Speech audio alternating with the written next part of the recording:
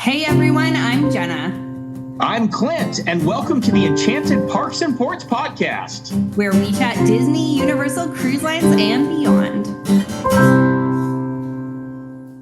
Hello, welcome everyone to the Enchanted Parks and Ports podcast. Welcome, Clint. We are here today chatting about one of my favorite things, but my least favorite time on one of my favorite things. We're talking about the day you get off your Disney cruise ship. Yes, it's one of the most kind of heartbreaking days. I mean, like your last moments leaving a Walt Disney World park are pretty heartbreaking. Having to get off a Disney cruise, I would almost say that gets to the soul crushing level, right? I mean, you're just have had all this joy, family time, like things have been just remarkable, and unfortunately, do all good things have to come to an end? I'm going to say, but do they? Can't we just perpetually do a Disney cruise? Like forever, back to back to back to back, right? But I like with Walt Disney World when it's ending, oftentimes I'm leaving late in the day because I give myself like the day to ease into the real world or something. When your Disney cruise ends, it's like get up, get off the boat. Things are rolling from the time you wake up. And that's why I think this episode will be helpful to people, because if you've never done a debarkation day, it can be a little overwhelming. It can feel like there's something you're going to miss. And so this episode is really about each step of debarkation, breaking it down so you know what to expect. You can brace thyself accordingly, and you can get off your cruise and book your next one immediately.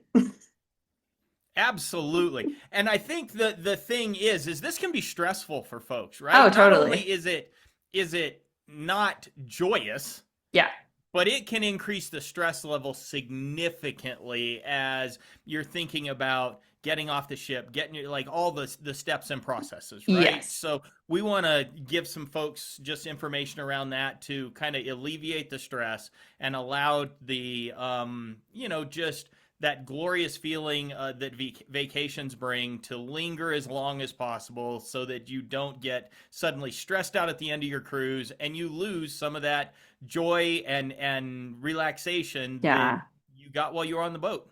Totally, exactly. You don't want to end family vacation all overstimulated and arguing. Yes, we've all been there on a travel day, but here we are. Before we do, you said you have something. Before we started this podcast, you said, I have to say something. I'm not going to say it now, but I'll say it before we get into news. So, drum roll, please. What does Clint have up his sleeve, everyone? And probably at some point in this next little bit of conversation, either my 5th grade or maybe my middle school English teacher is going to roll over in her grave. Okay. Because here's my question. Yeah. I have heard you use the term debarkation. Yes. But my question is the term debarkation or is it disembarkation? Because I've heard both. I've also heard both, and now I'm questioning everything, but I want to believe that it's debarkation.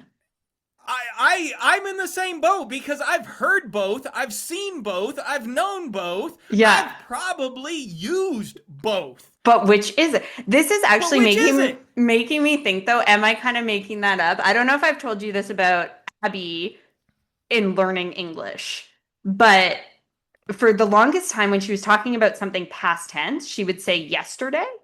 So like yesterday on our Disney cruise, well, it was a month ago, or yesterday at Christmas. And now she's just started saying yestertime, like last time. Okay. Because yester must mean past tense, right? Yep. So am I doing that with cruising where I'm like, arcation means get on, so debark. Yeah, like, I'm with you. Because I've seen it as both, and what's interesting is before we came on, Terry Ann actually looked it up. Okay, Terry Ann. Here's what's crazy, is it's both. Oh, it is both. Does it mean slightly different things? It's just you can use either. They are considered synonyms of each other, And Yes. apparently it is permissible to use both terms. For me, it sounds a little strange to Yeah. say disembarkation, Right. It right? So means I not typically getting say, on. Yeah. yes, I Yeah. typically go with debarkation, like Right. you were saying earlier in this episode. But I have heard, I've been like, I've been training for this marathon that I got coming up. So there are days that I'm on the bike instead of on the run, and Yeah. what do I do when I'm on my stationary bike down in my basement suffering? I'm watching cruise videos and some of these Right. kinds of things. But I'm hearing other people use the term disembarkation, and I'm like, am I Is messing this that, up? yeah. Is it which one? It apparently both. This is a rare situation where it's like English is like, sure, we'll give this one to you. Whatever you want. Everyone's Yep. right. Just say the thing, get off the boat. But I'm glad. So here's the thing, because I literally thought about this with myself, and I was like, dude, you should know this. You grew up with this language. So For the sure. fact that when I asked you that question, you had this like Hold legitimate on. pause of Yes. hang on, let me think about this. Yeah. So you made me feel better about myself for just Good. that pause. So I appreciate it. But yes, Yeah. let's get into here in a little bit post news debarkation. But let's do some news. Yeah, there is some things a circling. There are, and you've got a big one because this one wasn't even on my radar. Like I Yeah. hadn't heard this, hadn't seen anything social media wise, but this one could rock some people's worlds, especially if they're veteran Disney park goers, because you're saying that maybe our electronic ecosystem is evolving. She's changing, she's growing, she's shifting things up. So the My Disney Experience app, which like will it be renamed the Walt Disney World app? Based on some of these images, I have questions and curiosities about that. But the app that you know and love, that you mobile order through, that you book your lightning lanes, that you check your wait times, that you could even book a hotel if you wanted to. All of these things that you do in this app, um, you become emotionally attached. You know your systems. You know the quickest way to get to certain pages that you need to get to. Well, it sounds like she's going to be getting quite an overhaul to the extent that Disney is warning us. Like, oftentimes, little things happen in the app where all of a sudden you open it up and you're like, huh, that's a little bit different. But Disney is like, here's your 2 weeks notice, essentially, to say, sometime in the near future, we're kind of overhauling this app. We're really shifting things up to make it easier to use for the average park goer. So it's just to say, I don't have an exact date of like everything will look different this day, but it is to say if you have a trip in the near future, maybe play with the app before your trip, get familiar with it, check it out, even if you think you know it, just because things might be changing. Yeah, I'm with you on this. I think people are always looking, or more recently, are looking for a less electronics intensive park experience, Totally. i.e., lightning lanes, mobile orders, wait Yeah. times on in the parks, like all the things we rely on an app for. Yeah. I don't think this is going to solve that. I don't think that in No. the future we are going to have a experience related to the parks where you're not having to be on your phone to a fair degree if you're using the tips, tricks, hacks, different things that save you time in the park. Yeah. Your tool is this app. Yeah, this is true. Your tool is this app, and this app is changing. So be aware of those changes. We have other changes coming attractions wise.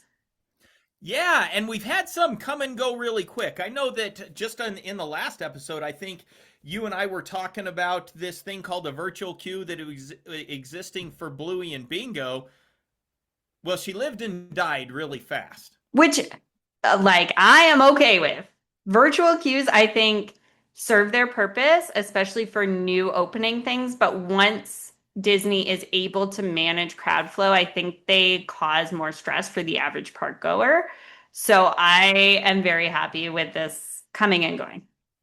Yeah, so Bluey and Bingo Conservation Station at Animal Kingdom no longer requiring a virtual queue. You can get in a standby line, count on meeting it. I'm going to say you're still probably committing some time to this because of popularity. There's no way that this standby is going to be quick. You're going to get a Yeah. lot of people, jumping on the train. You've got to Yeah. commit. Like going to see Yeah. Bluey is a bit of an adventure, which is kind of cool as far as kind of just an experience in the parks. Totally. But you're going to commit some time to this thing by taking the 15-minute, 20-minute ride out on the train, getting in line, staying in line, meeting Bluey, Yeah. Bingo, getting your interactions, photos, all of that kind of stuff, climbing back on the train, and getting back to the main part of the park. I mean, I could see where people are easily spending an hour and a half or so Yeah. kind of navigating this experience by itself. So if this Oh, is a totally. priority, those kinds of things, know that it's going to be easier to access for you. You can choose your own adventure in regard to it. Disney's not going to force you into an adventure through a virtual queue. And it doesn't mean that it's going to be quick. Yeah, it's a time commitment. It's the difference for a lot of young families of Animal Kingdom being a half day and a closer to full day park, in my opinion. So yeah, it is a bit of a logistics commitment there. And then we also have we're going like super new parks fun with Bluey and Bingo, and then super nostalgia parks update. We are because Carousel of Progress is getting an overhaul. They haven't Yeah. released a closure date, not that I saw. I don't know if you saw anything. I haven't seen something that specific yet, but she's definitely being advertised right now as getting 100% refurb in all of the scenes. I mean, in historically, they have played with portions of scenes. Maybe the ending scene has changed consistently, but from the description that I've seen, top to bottom, this thing is getting a introduction of Walt animatronic, probably opening scene, much Yeah. more similar to what they have going on with the animatronic in Disneyland. So they're going to bring that technology forward. In addition to that, every scene thereafter is being suggested to be 100% different than it is right now. Yeah. Which gonna be mixed feelings about, I'm sure. But I heard someone describe this in a really beautiful way, and I want to hold on to it, which is um, for attractions to continue to hit the same nostalgia, the same feeling across generations, they will need to update, Yep. which makes sense. So it is just one of the eras of like this is shifting. And we're gonna see what happens. We are going to see what happens, and I hope here's a best hope for me is that this is a chance again for Walt Disney Imagineering to stretch its innovative legs, right? Yeah. Anytime they decide to do something like this, I get excited because I take something like the traditional Pirates of the Caribbean. We've got the new Frozen animatronics that Yeah. are a copy of what is in the international parks. Right. I believe, again, this is a chance for Walt Disney Imagineering to stay in something that's known, and that is animatronic based scenes, like us Yes. getting to see. But my best hope is in some way they're going to get creative with how they build these animatronics and how they bring more realism, how they bring, Mm-hmm. a Yeah, deeper yeah, yeah. story, some of those kinds of things, because I think there's a chance in this for them to innovate and really bring something we haven't seen before and elevate this particular attraction. I mean, right now the thing Totally. that this attraction is known for is air conditioning. And a good snooze, which is like we've got to update it to draw in a different crowd, right? Although I do appreciate a good walk on air conditioning snooze experience. So, we'll see what happens. I do have another news highlight that we forgot to chat about pre-podcast, but I want to throw in there. Oh, Um, do it. Disney Cruise Line has some policy updates that have come out this week, including their alcohol policy. So previously, Yes. yeah, big news. This is a big one. Previously, Disney Cruise Line allowed you to bring on 2 bottles of wine.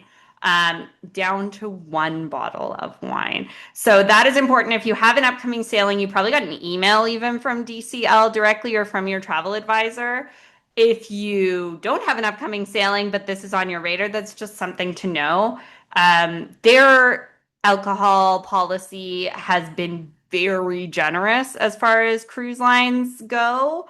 And I think they're kind of aligning more with what they're seeing across other fleets. The other thing is door decorating. Love it on your door. So Disney did send out a little clarification. We're not going to decorate the entire hallways, my friends. We're going to decorate our door, which I appreciate. Honestly, like it might be mixed reviews from some people, but I do appreciate the clarity of this is my space versus at times it could have sometimes been we're getting in the hallway a little bit further than our space. Let's say that. Yeah, I think so. Two things. One, I think the other thing that this helps to preclude is damage, right? These ships Yeah. are operational basically 24/7. They Right. may go into dry dock every few years to get an update, those kinds of things. So, quality repair work on a ship is difficult. Hard. So And hard, so, especially rooms because they're sold, right? They're already sold. Yeah.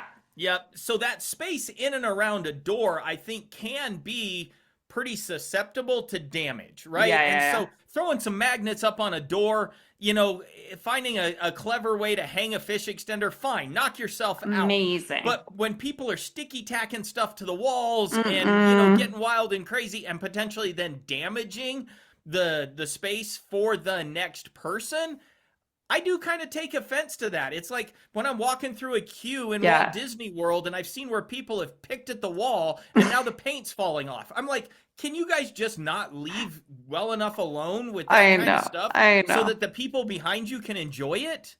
Although, some of them were probably 4-year-olds that were just like, ooh, picky paint. But the door decorating, we know that's led by the grown-up friends. So yeah, this is one of those, if you have a sailing coming up, that might just mean adjusting some of your plans. But let's get into the end of your sailing. Because that's really, we're starting at the end today, specifically the night before you get off the ship, because that's really where debarkation shenanigans begin. So what's It happening, is. yeah, the night before for you, for people on Disney Cruise Line?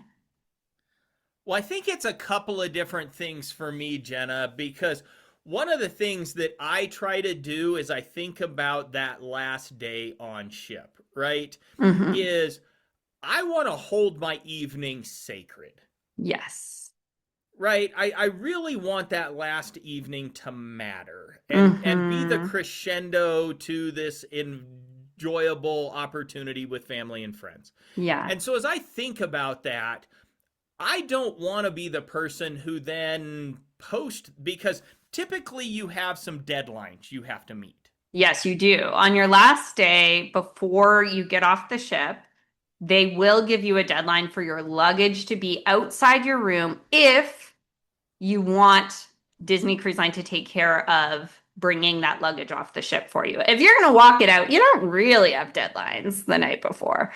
But if you don't want to bring your giant suitcases and double stroller to breakfast, you're going to have that waiting out by typically it's 10 p.m. Yeah, that's what I was thinking. 10 p.m. tends to be about that time frame. Well, I don't want to be tied to No. having to be in my stateroom, taking care of business, Yeah. doing those kinds of things at that point in time. So for me, really, it's kind of late afternoon is when I'm dealing with my stateroom. It's like, when are things going from drawers back into bags? When am Yeah. I dealing with, hey, here's the dirty laundry bag, here's the Yes. whatever still clean, Yeah. here's what we bought. How are we going to figure out how do we get these things that we purchased into luggage that we didn't plan? Yeah. Those kinds of just cruise experiences, like vacation experiences. We all both kind of fear and enjoy those Yes. kinds of moments. And so I'm really going to spend that time kind of post pool, pre dinner dealing with that part of my stateroom. It's like I'm going to do that because once I'm kind of headed to dinner, I Things want are the rest of happening. that Yeah. evening to be me and mine. Totally. I got so distracted there, and we need to circle right back to something you said, which was the things that are dirty, the things that are clean. Are you telling me there's a scenario where you're not just washing everything that comes home from a trip? Yeah, I mean, I can be that guy who is kind of a bit of an overpacker. I'm gonna be Okay, honest. It's okay. it's the well, what if I need this kind of Right. thing, and then I eventually don't need that 17. thing. Yeah, 17 Roosevelts later, and we're like, we don't actually need all. Okay, but for me, if it goes in the suitcase, it goes in the laundry when we get home. I don't know. It's been through a journey. It needs we need a refresh. And I am actually curious if I am alone in this or if Clint is alone in this. So people comment and let Yeah, me that's entertaining know. because yeah, not everything. See, and maybe that's just because I know Terry Ann hates laundry. Like her Uh, one loathed home task is is doing laundry. laundry. So And you're so conserving for her I, I and for I you. am. I feel like it's one of those things where it's like, man, if this is still clean, I haven't worn it, and it hasn't been grungified in some other way, Yes. then yeah, it goes back in the closet, especially if it's like t-shirts. Oh no, mine is like you came on vacation with us. You in you go. In you go, reset when we get home. Okay. Doesn't matter. Kids clothes, same thing. So I am curious, am I alone in this? I don't know. But anyway, yes, you want to protect your last night, so you want to get that done earlier. Me as a young family, I also want to be doing that when Lucas and the girls are not in the room. So I Oh, always great point. book some nursery time, or if I don't have that, we will look on the app and be like, oh, look, this fun thing for all of you to do that is not here and not on top of me while I'm organizing, right? That especially becomes true if you're headed right to the airport and you need to like make sure you have certain items in certain bags, or like don't have, your battery bubble wand in this thing and whatever. So I also craft out that time, but I also am crafting it out with a like family out of the room so I can pack. And Disney Cruise Line has left when they've done your housekeeping for that morning. They've left you with something very important for this process, which is your luggage tags. Yeah, those luggage tags, and don't get them confused. One of the things, again, that I tend to kind of treat as a typical move for me is once I've got them and I Yeah. know they're there, my first decision is take a picture. Yes, it's like parking, right? Where it's like Yes. you say to yourself, I will remember I'm 2 yellow C. But then, like the next day in the chaos, you're like, was I orange, blue? Like, what was it? And so these character tags, I say characters because they have a character on them and then a color in the background. So, like red with Mickey, gray with Daisy, whatever it is, right? Take a picture, even if you swear you'll remember, because for sure my mom and I have been like, no, we were red with Mickey. No, we were gray with Daisy. And it is important to know. It's not just a cute tag. It actually has a function when you're getting off the boat. Yeah, and you don't want to be that guy, right? That you're arguing with a cast member and the cast member is 100% sure that they're sure, Yeah. and you're 100% sure you're sure, but the Uh-huh. problem is you're 0% correct because the cast Yes. member has perfect information. Yes. So take a picture. I love that hack, and that will now be a thing that I do because I just like really intensely stare at it for a minute and be like, please remember this, please. And there is a device that could help me with this. So yeah, so fill out those luggage tags. You might think I don't need to fill out this luggage tag. Surely it's fine because I'll see my luggage on the other end. This is not a time to not fill out the luggage tag. Please note earlier podcast episode where my mom accidentally stole someone else's luggage, and the only way we knew their phone number was on their Disney Cruise Line luggage tag. So fill that out, especially with your phone number. Don't just write your name and think, oh, Disney Cruise Line, if it got lost, would find me, because it could be another passenger. So put your phone number. Yeah, take that 15, 20 seconds to fill that thing out. Yeah. Help. I mean, in a perfect world, this stuff doesn't matter. No. But it's that 1/10 of 1% of imperfection where you're going to be thanking all the Disney universe that Yeah. you did this. Because as I remember, it was Disney Cruise Line was trying to help you solve that situation that Yeah. happened with your mom. But really, it was the hey, I've got this phone number. Let me make a Let me call figure it that out. truly moved the needle on that situation. Yeah, because sometimes it's just a time sensitive thing, right? And Disney Cruise Line is doing their absolute best to help you, but there are certain situations where it's like if I can call this person, that's easier. And obviously, we hope nothing like that ever happens to you. But like you said, if it does, you're going to be glad you wrote down your name and your phone number, right? So make sure you fill out those tags, take a picture, make sure you kind of have bags packed, ready to go. Remember that you won't see them again until you're off the boat the next morning. So you're putting them out at 10 p.m. Don't put like your pajamas in there or anything else that you need that night into the next morning. So just track kind of that in your mind too. Yeah, I kind of think about it as packing similarly what is my embarkation go bag, like that Yeah, bag that I'm exactly. gonna have till I can get. I kind of use that same psychology Right, right, right. with these are the things that I'm going to need without a shadow of a doubt. Yeah. You know, Terry Ann and I will kind of combo that across our two bags because there are times that it's a bit more. I mean, typically, yes, my bags are gone, right? And I have maybe a different level of attire getting Yeah. off the boat. Maybe it's a little Yes. bulkier, bigger, those kinds of things than when I got on the boat. And so just planning for that accordingly and making sure that you can meet those needs. Again, things like medications, right? If you have Yeah. morning medications, those kinds of things that you absolutely need, that's a big one. Mm-hmm. You know, don't, I think there are some other things like don't accidentally your key to the world card. Don't accidentally Oh, pack it in those bags. You know, that no, could be no. devastating. Some of those kinds of things that you just want to be super purposeful and think about the different stages Yeah. and what am I going to need and don't make a mistake because I think it could be very easily, hey, I've been wearing this lanyard, you know, I don't Throw it necessarily, and I in. throw it in a bag and suddenly it's Yeah. taken walkabout and now I've got a problem. Now I gotta go line up at guest services with 1,000 other people. Yep. So it like these things are solvable most of the time, but let's try and keep kind of our what do I need to get off the boat? What do I need tonight, tomorrow morning? Kind of I would hate if this got lost in that time. Those types of items, right?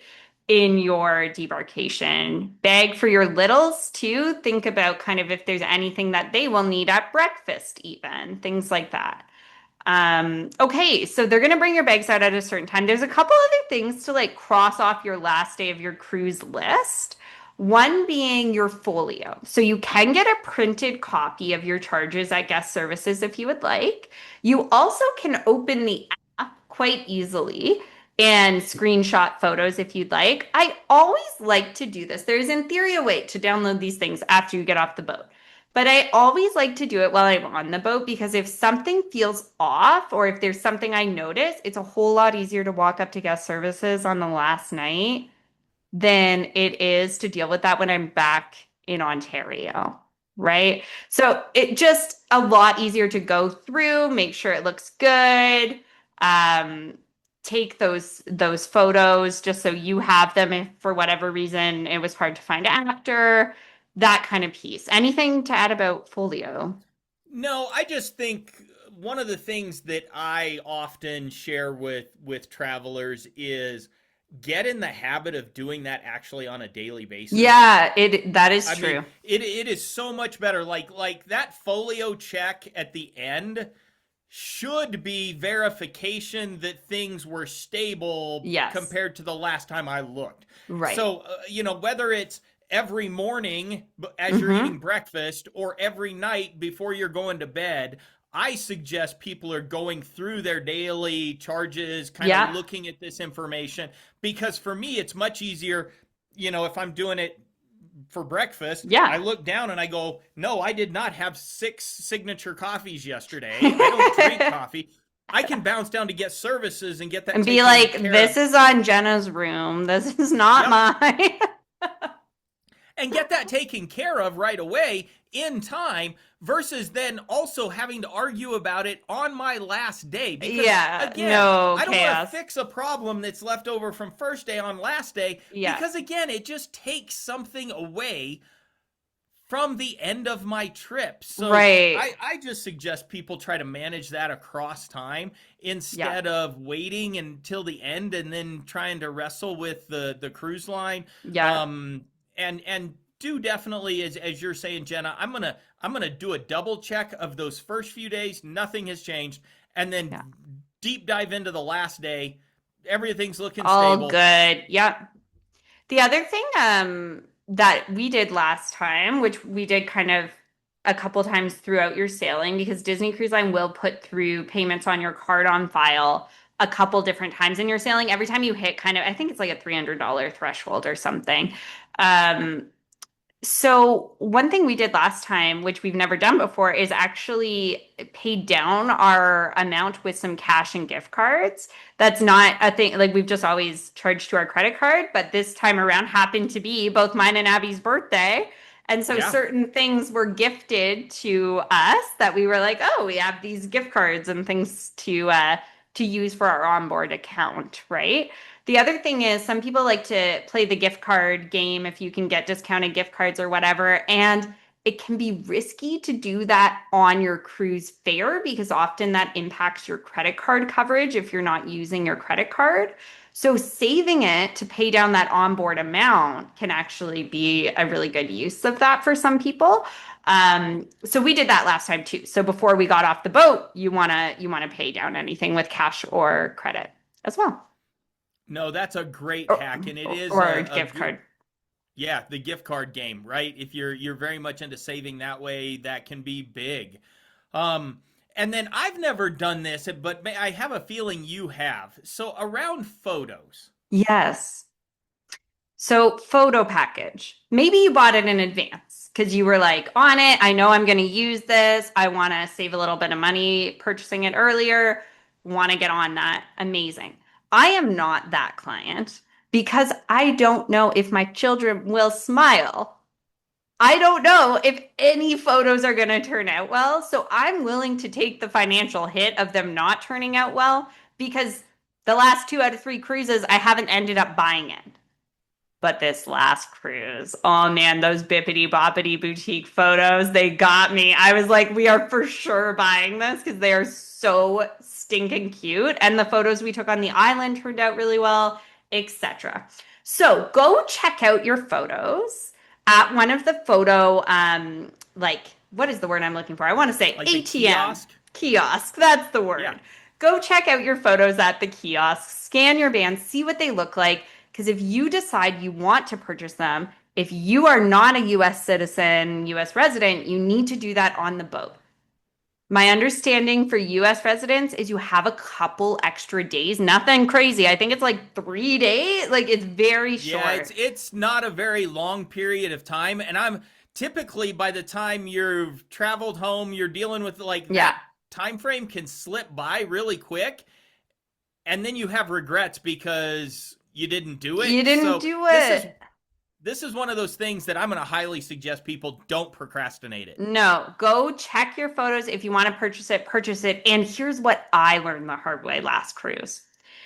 Because you can look at the photos and all of a sudden you're like, oh, there's some really cute ones. Okay, I'm gonna buy the all the photos photo package, right? Which is what I did. Oh my gosh, look at these island photos. Look at these bippity boppity boutique royal gathering photos. No way I'm not buying these. Great.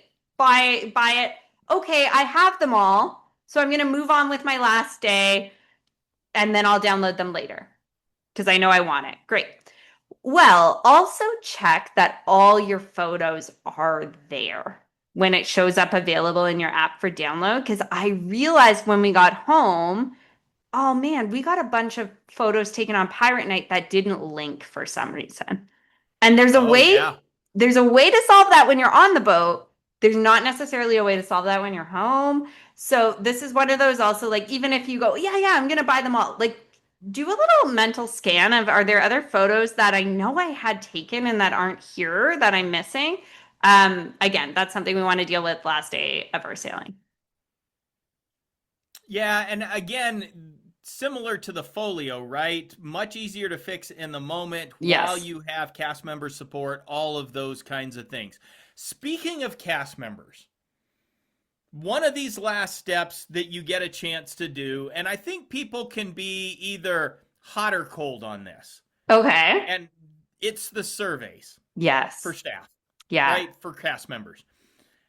And I'm going to highly suggest our listeners, if you're on a Disney Cruise Line sailing, share something Do the about, I survey, mean, my friends. It's so do it. important. Yeah, it's so important for people who are on these boats and working on these boats, right? It actually has a really big impact on them and a really big impact on Disney Cruise Line as a whole. Like, share your feedback.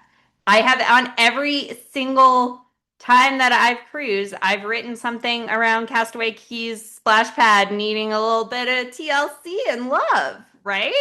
And then I'm not saying it's directly from my cruise feedback, but I am But saying, of and course it is. maybe it is, but enough people wrote that you better believe they prioritized an amazing splash pad at Lookout. So I'm just saying maybe I did that with my survey. Maybe you did that with your survey, but fill out the survey. Well, and I think it's just important for cast members that if they've done a good job Yeah. and they have met your needs and those kinds of things, I mean, often we're not good about giving feedback directly to those people who have been Right. serving us, right? Right, right, right. Sometimes it can feel a little uncomfortable. I am not that guy, Mm, but I know for people that can be difficult. So this is your chance to give them those props to say you did a good job, that because otherwise I'm sure they don't get a lot of feedback, right? They're yeah. not getting the thank yous, the appreciation, those kinds of things. I mean, monetarily maybe they are, Yeah. but I so appreciated our room stewards when we Yeah. were on the Fantasy. I mean, these people were like ninjas. I know. Like, our stateroom was always clean. And it didn't matter Amazing. if I went in one time a day or 5 times a day. I Yeah. have no idea how they knew when we were there and when we weren't. They must have been stalking us somehow. They do kind of hang out in the hallways and just magic ninja clean rooms.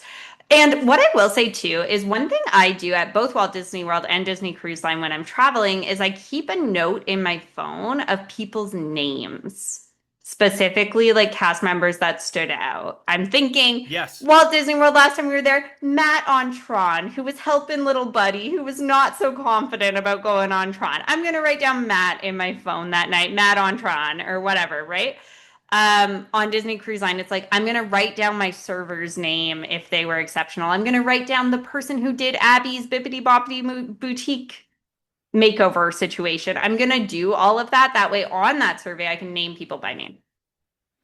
Yeah, Yeah. I think that's a great tip and hack because you run into great people all over the ship. Maybe you have a lounge that you really like. Maybe you've got Mm-hmm. somebody who's done something special for your kid, as part of Oceaneers Club or something like Yeah. that has just, made the cruise experience that next level for you. And giving them a little bit of love through that survey matters. It does. It matters to them. It matters to the experience. Okay.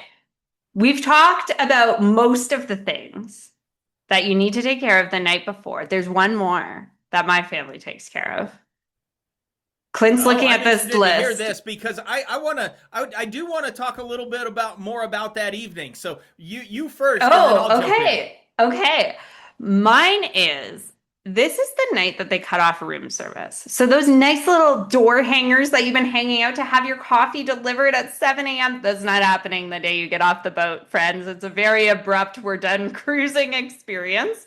So what we do is we order coffee as late as possible in the night, like right before we go to bed. And I will say it has stayed hot. Oh wow. Keeping it in the carafe, I have a hot coffee before I go to breakfast. I get my last coffee on my veranda, and I will fight for that by ordering said coffee at midnight the night before we get off the boat. That's a great hack because I don't think people would be thinking that that's an option. I mean, it's probably like, man, if they give me a little ice, maybe I'll ice it up and I can drink it that way. But No, it's hot, like properly hot. that's amazing. Maybe not like steaming hot, but she's acceptable. Like n Okay, good to nice know. cup of coffee. Just order it before room service cutoff when you get back to your room on the last night of the sailing. So that is my last thing. Yeah, on the last night before, and I'm not a like super night owl with these things where it's like, man, I'm getting back to my stateroom at 2 a.m. kind of stuff. Yeah, But I think for me, this is that one night and space where I can confidently kind of navigate the ship, you're right? right. Typically by this point, I know what the ship makeup is. I've been to most of the adult spaces, I've been to most of the restaurants, whatever that looks like.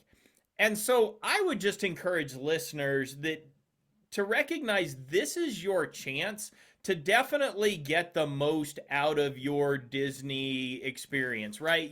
Yeah. You're going to hit that last show. You're going to hit that Mm-hmm. last rotational dining. You're going to move through these things that are a normal part. But I also say, what were those things that stood out in the previous days, Right. right? That really were memorable?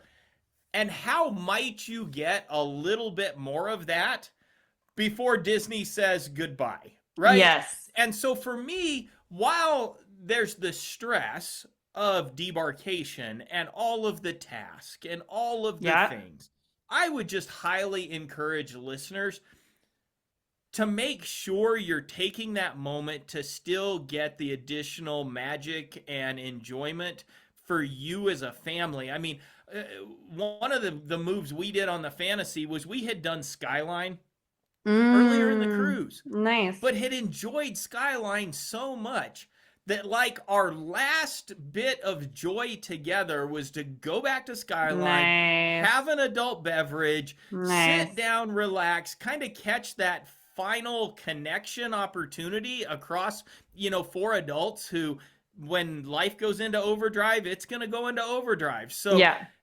just encouraging listeners to, yes, accomplish the task side that you have to for debarkation, but don't let that run over your last little bit Yes. of joy in that last evening because I think it can very easily do that. It can, yeah, it can be a bit of a stress palooza, if you will, at those last moments. So I love that tip. Abby needed to hear that tip because we had full meltdown the last night of our last sailing because she didn't want to leave the Mickey boat. Yeah. And it was just like so devastating to her, this reality of like, oh my gosh, bags are packed and we're actually leaving. And like, I really don't want to do that. So also just expect there could be some emotions. Like, this has been, first of all, your kids are probably sleep deprived. They have only survived on mac and cheese and chocolate chip cookies and ice cream for like a week. There could be some big feelings to navigate for tiny humans too. So maybe carving that out is something I'll do in future cruises and say, what do we want our last thing to be? Like, let's do something fun because I think it was just the way the night was kind of slowly ending that it just her little brain was like, oh my gosh, no, thank you. So I love that tip. And with that, like you said, last night you do your last rotational dining, and this spot that you eat at is actually important to remember because it's one of your breakfast options the following morning. You essentially have two breakfast options because room service is closed. So Yeah, room the service is closed. You get the buffet, yeah, or you get to go back to this particular specialty or rotational dining. yeah. And do you have a move? Like what is your move on that last morning? Because I do. Yeah. So we have a very specific play. First of all, room service hot coffee. We've had that before we like get out of the room because as soon as you get out of the room, remember some people have opted to keep their luggage. There's luggage everywhere. There's children. There's people stressed about getting to the airport. It's just a different vibe than any other moment on your cruise, right? Um, you have a choice with early dining and late dining. You get assigned a breakfast time. based on that. And the early dining, early breakfast time is like we're talking early. Like what is it? Like Six. 6:45? Yeah, it's like before 7. I thought it was around 6 a.m. Could be as early as that. Like So she's early. And then the second breakfast is somewhere I want to say around 7:30. So yeah, that's it's what I'm thinking. Yep. yeah, like those are early times. You have to be out of your stateroom typically by 8. So we stay in our stateroom until 7:58. And then we go to the buffet. And this is the only time that our family will do the buffet, typically on an entire sailing. Because I've explained this before, too many plates and not enough adult hands for tiny humans. But we will do the buffet as only on debarkation day. Yeah. What's your play? Yeah, I think for me, what's interesting is I'm the opposite Right. because for me, the buffet's cool, Yeah. but the buffet is not quintessential Disney. Right. Yeah. Where a rotational dining location is absolutely Yeah. quintessential Disney. Like Yeah. this is my last dose of deep Disney Mm, as part of my cruise vacation. So yeah. to your point, am I going to rush to that if I have early or late? No. I'm going to be there, within the time I'm supposed to be there. Yeah. But I'm going to choose the latter half of that time I'm not going because to be once there I sit super down, early. Yeah. they're gonna let me finish my meal. It's not like they're gonna Mm. take my plate away if I was supposed to be gone, at 20 minutes. And I will But say that's probably a bit more nuanced because you choose late dining. If yep, someone's waiting on a table availability, like I wouldn't play that game too much with the early dining, but yeah, it is your last. I think you're right that especially depending on the restaurant you get, it can really leave your cruise feeling like you got that little bit more of Disney. Like if you got Arendelle, for example, on the Wish and your kid loves Frozen, it's pretty hard to not go back to Arendelle. it's very hard not to. Like we had Enchanted Garden and we had done Beautiful. Palo on our last night, so we didn't do Enchanted Garden. So the only my only experience with that space was at the breakfast. Yeah. And I just found it, is it a more limited menu? It is. Yeah. Like you don't get all the stuffs, but it's got a good range Hmm. that will meet your kind of desires. And so, from that standpoint, I like it because it's a little slower. I don't have the hustle and bustle. Again, Yeah. I'm trying to come off of this cruise on with the longest off ramp I possibly can, right? Right. And so this is where this isn't on brand for Clint. Clint is usually the expedient guy, and this is the one where no, I'm trying to stretch this thing as No, long as I this can is stretch it. perfectly on brand for Clint because it's still about maximizing. Good point. All right, I'll give you that. You're still trying to maximize, right? You're trying to get the most out of this set thing you can possibly get. Yep, without a Yeah. doubt. Which I totally respect and understand. Even though if assuming you're not doing express walk off, which is a thing, right? If you Yeah, want to let's keep, dig yeah, into that because I'm not sure many of our listeners understand that. I think it's pretty normal yeah, that I give them my bags, they give me a tag time, they're going yeah, to tell me, Gray Daisy, get off the boat. right. Yeah, yeah. But If Express you, is a little different. yeah, so there's an Air Canada flight that goes from Orlando to Toronto, which is where most of my clients are taking off of. And this flight is at noon. And I every time, and the thing is the next Air Canada flight is at 3 p.m., which is Give me just the 3 p.m. I know, it's just not ideal. But the noon is technically based on Disney Cruise Line standards, technically doable. They don't recommend before noon. I would never, for my family, would stress me out. But I've had lots of clients do this flight and be fine with the caveat of express walk off, which is they keep their luggage with them. As soon as customs is cleared, there is an opportunity for you to walk off the boat. If you're doing express walk off, you have your stuff, you're ready to go. If you have something like an early flight, right? Maybe in Fort Lauderdale, I'd be more tempted to do something like that. Uh, Port Canaveral, just like you don't know what traffic's gonna do in the hour drive between the port and the airport. But I will say I've no complaints so far with clients with that 12, but that 12 o'clock Air Canada flight like haunts me. I'm like, can we not move it to 12:30? Anyone? Air Canada? No. Yeah, I think for me, it's one of those things as you think about express walk off, be a little bit leery of that term too, because you're going to end up queuing up, Yeah, right? there They is a can only line. process Yeah. people off this ship so fast. Yes. So if you're thinking, I'm going to hit it and we're going to get it and get off this boat, Yeah. set your expectations in the right place because you don't want to be that guy who's highly frustrated trying to get off the boat because you thought X was going to happen. Yeah. Expect that there's going to be a queue. Is it going to be faster than the call system? Theoretically, it should be. Yeah. Absolutely. As long as Yeah. everything goes smooth, should happen without a problem. And you and a lot of other people are going to be thinking this is the move. Have the same idea, right? Make sure you have your key to the world card too. A lot of people kind of think that, maybe I have to have my passport, I guess makes sense, but I don't need to have that anymore because I'm getting off the boat. No, we still need to have that to check off the boat, including underline, bold font, your children's key to the world cards.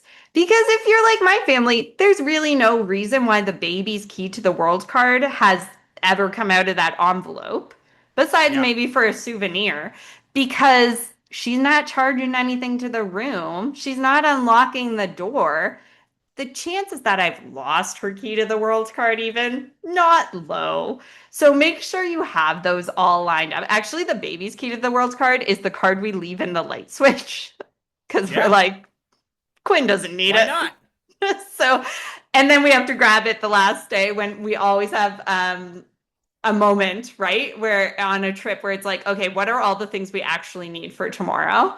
And Key to the World card is one of them, right? Including your kids. If you have lost it, go to guest services. They'll print you a new one, but let's not do that the morning of, right? So have that ready to go for express walk off or otherwise. You'll still need your Key to the World card to get off the boat. Yeah. Okay, so Jenna, we're getting off the boat. Yeah. We're either being called by our character in color or we're Yeah. doing the express walk off.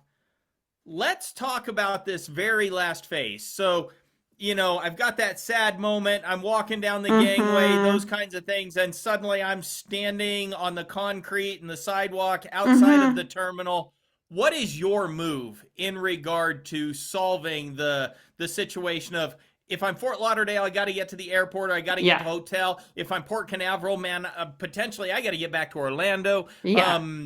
wherever else.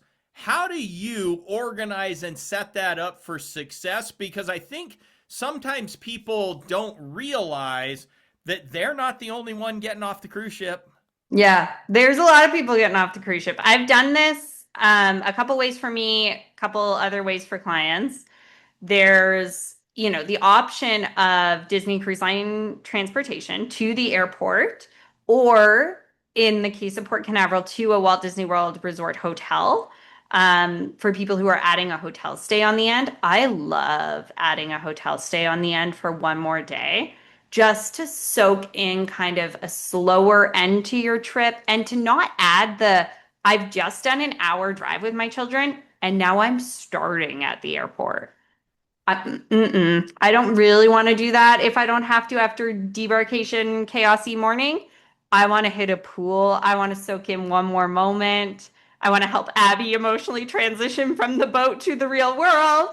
So Yeah. we usually will do some kind of hotel, but I prefer private transportation that I've booked in advance. If you have a company like your Fusion Orlando is my go-to, when they will text you in advance saying, "Hey, I'm here at this time we booked. I'm waiting under luggage number 8 or whatever it is." So when you come out, you can see the numbers up top. You can meet up with them. Away you go. That is the dream for me. There is Ubering too, which I have done. Have you done it? You It seem makes me leery. I uncomfortable. think, I think, okay, so here's my fear, right? Yeah. And probably different depending on location. I fear it at Port Canaveral more than I potentially would at Fort Lauderdale or Miami. Yeah. And the reason is you've got very separate communities when you talk Port Canaveral versus Yeah. Orlando. You are physically in two different, I'm going to say towns for lack Yeah. of a better Yeah. word, right? And because we're So small town, rural convincing, people, we're like, yeah, everything's the town. convincing somebody to go from Port Canaveral Yeah. to Orlando Yeah. and then back to Port Canaveral can be a bit of an ask from the Right. standpoint that they've got to be able to, if you're using ride service, they got to be able to catch a fare both directions. Right. So, in my mind, there's a space where it can potentially cause a very low number of ride shares to be available who want to make that run.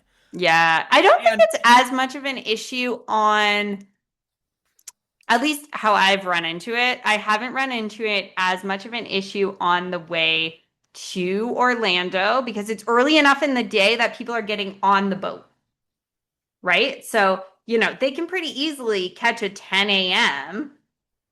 group from Orlando heading to Port Canaveral. It's just there's only so many ride shares go around. Surge pricing is a thing, that type of thing. yep, I will say when I've done it in the past, I've done the book ahead option, and that's gone well for me, but I don't have enough of a sample size to be like, I really trust this.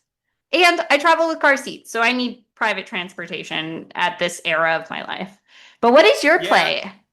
And for us, I mean, again, I've done the one time at Port Canaveral, and for us, the move was going to be Uber, Okay.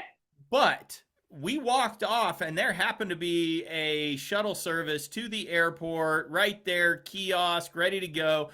We looked at the because of surge pricing. Yeah. We looked at the cost of four people on the shuttle versus four people in an Uber XL, and it ended up being a cheaper to just get on the bus with Yeah. the and so I think here's my concern with that is in that situation I think I felt like we got lucky Yeah. Yeah. in Yeah. regard to the shuttle to the airport, and I don't want folks listening to this podcast or that I support to be lucky. Right? Right. Right. So Right. again, my move is exactly what you said. It's one of two things. Either I've set up an Uber, Yeah. like I have done my due diligence. I've done everything I can to lock it in. I know those things get messed up, they get scrambled, can still not come to fruition. Or my real suggestion for families that I support is private car service. I know it's more money, Yeah. right? It is. But I also feel like this is the one place not to skimp when it Mm-hmm. comes to ending your vacation because you can go from this glorious experience Yeah. to the one thing you remember most is this was the trial and tribulation that ended my trip. It's also like I say this hesitantly maybe because it can depend on so much, but it is not always more money, which is interesting. It does depend on how many people you have. That sometimes private cars, especially if you're comparing it to something like Disney Cruise Line transfers to the airport, all of a Yep. sudden that pricing gets awfully comparable. There, Disney Cruise Line transfers to the airport. I love how efficient they are and that they're kind of running on a set schedule. They know when your flight is, all of these things.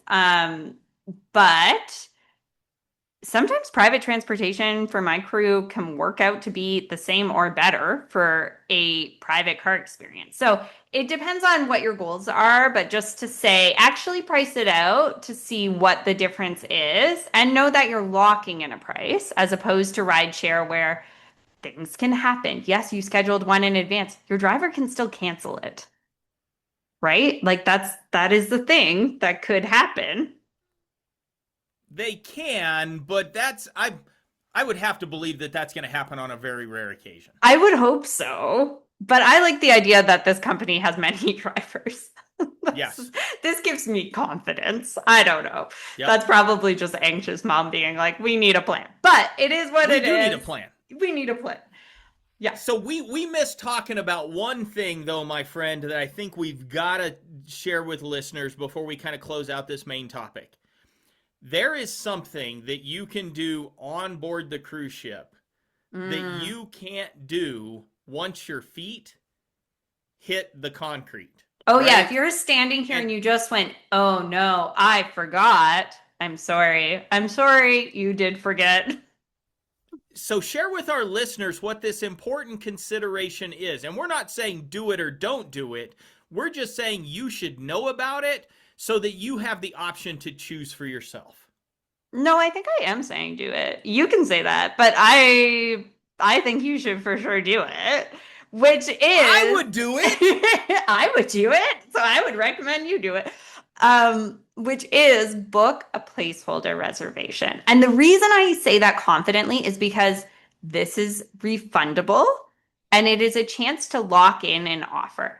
Now, Disney Cruise Line in recent years has been throwing lots of interesting offers out into the universe that didn't used to be the landscape. So now it's getting to a point where some people are going, is this worth it? Well, I don't know. I don't know what offers are going to be there when you want to sail. So I would rather you lock in at this potential rate, right? At this potential rate savings, then have you go, oh crap, there's no offer for the sailing that I actually want. I wish I had done that. And worst case scenario, you just get it refunded if you don't use it. So, what this is, you pay $250 in order, and we're talking USD, my friends. And you get a chance, which is painful for me. Clint sees that. He's laughing because he's like, this is just standard money. And I'm like, this is expensive money. But for us, USD. And you get a chance at a savings. So historically, we would have said 10% off on any sailing besides blackout dates, which there aren't a ton of, to be honest. Like it's not like a dramatic amount of blackout dates in my experience. But recently, they've also added other sailings that you can save up to 25% with your placeholder. So there's select sailings that they actually up the value of this offer, which is really fascinating to me. And yeah, and you've paid that $250 as a deposit. So what happens when you choose one of those other sailings is that $250 you spent on your cruise actually goes towards that deposit. So it's as if you already kind of prepaid a part of your deposit and then you pay the remaining balance on that deposit to lock in whatever sailing it is. So you don't have to pick the sailing in advance. You just have to put the money down for the chance at this offer to use. If you don't use it in 2 years, it just gets refunded to you.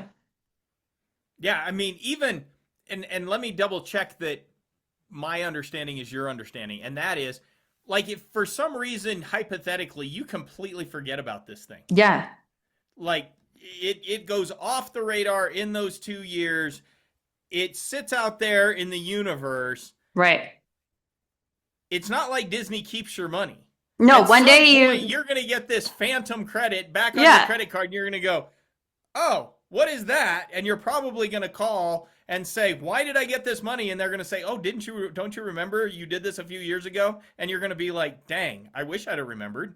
Okay, this feels like the laundry scenario all over where like I'm like Clint is calling when mystery money shows up on his credit card. I'm like, okay, that sounds Well, I don't want them to take mystery money back. That's the problem good. because I'm probably going to spend said mystery money, and then That's if they fair. go, "Oh, by the way, we're going to stick our hand in your pocket and take our money back." And you're like, yeah, yeah, yeah. Yeah, so it is one of those like because it's considered a reservation, right? You put this deposit down on a reservation, even though you haven't chosen your sailing, it just gets canceled and refunded to you Yep. if you don't use it within 2 years of the day you purchase it. So I always suggest purchasing it later in your sailing. You don't need to do this day one. You don't know if 2 years from now you will want to go on a sailing that leaves one day later, right?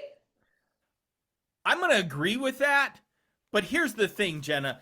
I'm in that place that if you're the type who may be standing on the concrete looking Oh, back then at the maybe ship don't. going, Yeah. dang, Yeah. I may be that guy who books it on the first day. It's like Yeah. bang, done. I got it locked down. I don't mess it up. I Right. can I can file it away later. Yeah. Just get down the road. So, depending on which strategy works best for you, Yeah.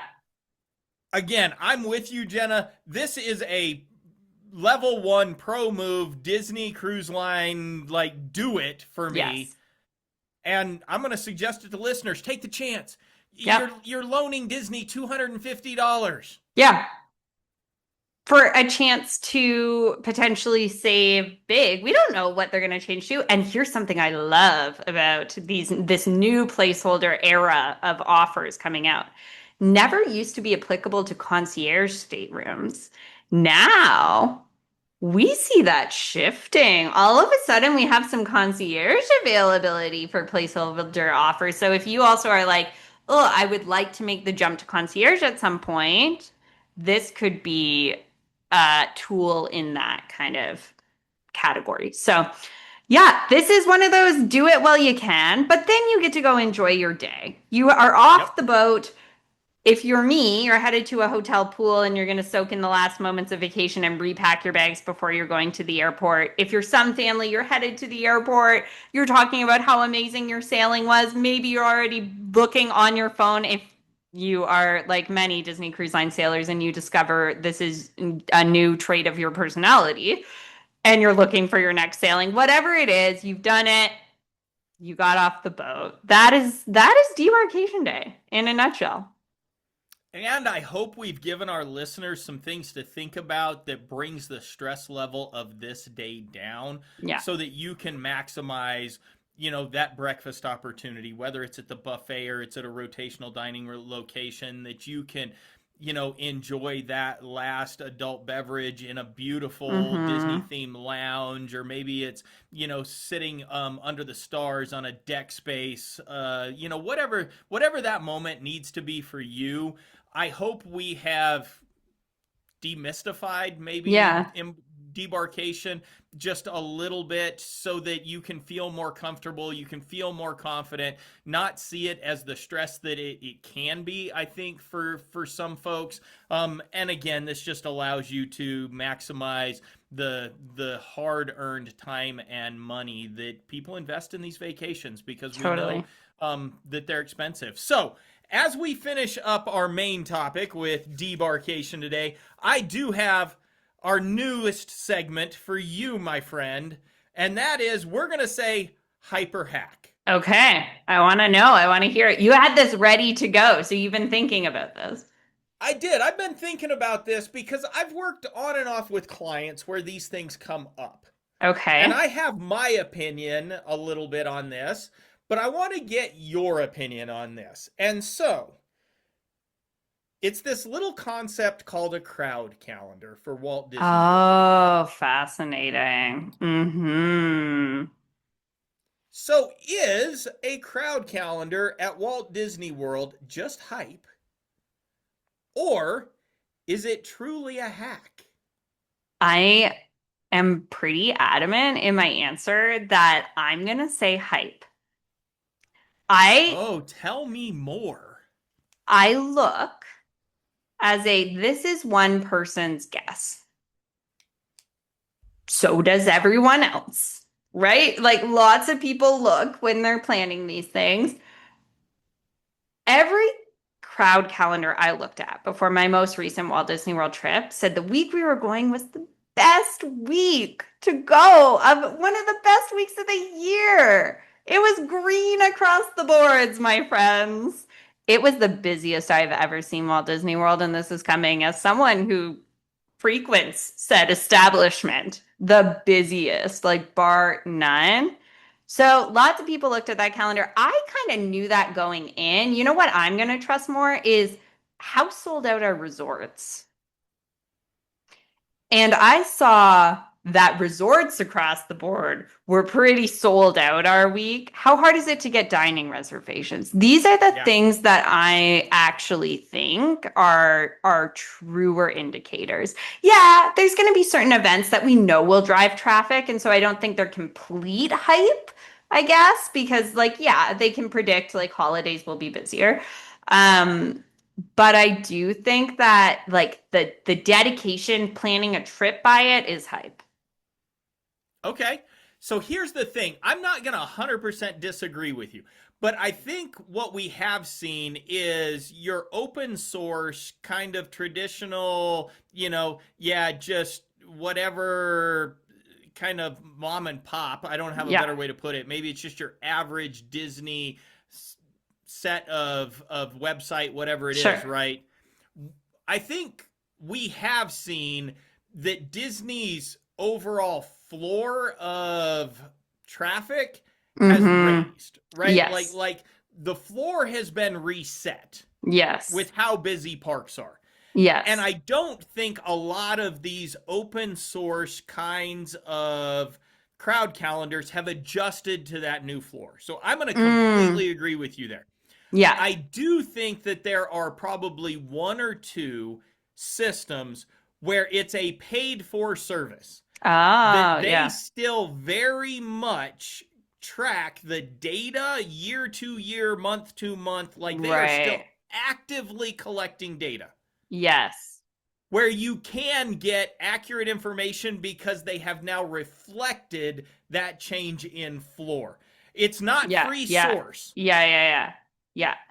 So I would say if your source of information is free source stuff that's been out Yeah. there, and especially if you're not checking like Mm-hmm. updated dates, some of that kind of stuff, Yeah. like when was this the last time this stuff was republished? Mm-hmm. I'm absolute hype on that.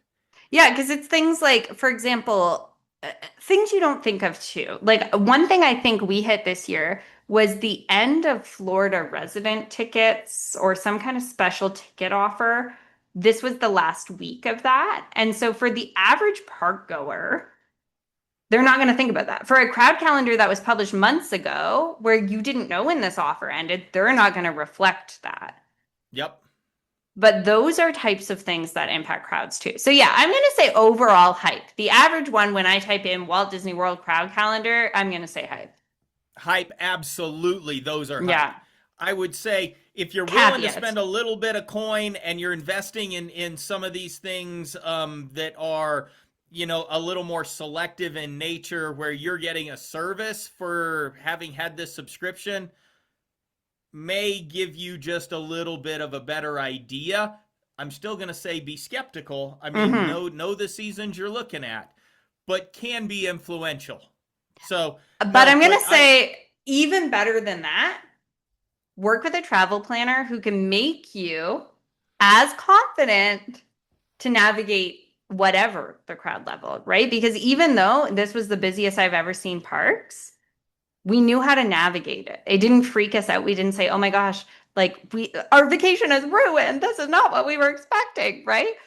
We were able to say, "Okay, well, it's good. We have Lightning Lane. We're going to be maximizing that. We're going to be doing a little bit more of this. We're going to be doing more of the, real early rope drop, real late night, whatever it is. Like we're going to flow through the park a bit differently." These types of things, if you know those strategies, you don't have to be as scared of crowds. completely agree with you, my friend. So, this is it for another week of Enchanted Parks and Ports podcast. We appreciate our listeners staying with us. Um, just reminding folks, we do have a YouTube channel. We're posting all of this information through video. So if that's a preferred method of engagement, know that that's out there. We do have some other types of videos that are on there besides just the podcast. So go check it out. We're going to continue to develop content over time. That's at Enchanted Parks and Ports on YouTube. We also have our social medias. Jenna, hit them with that. At Enchanted Parks and Ports on Instagram. Come check it out. We will let you know what episodes we're dropping as they come out, usually, if I'm on top of it. Otherwise, you just get to occasionally hear our thoughts and feedback as we're traveling or as we're at home thinking about Disney. And so, if you like the content we're putting out, please subscribe to the podcast. Throw us out a 5-star Apple Podcast review. Helps to support the podcast, helps to keep us relevant in the podcast sphere. And so, for another week, Jenna, let's remind listeners. Adventure is out there. Bye, friends.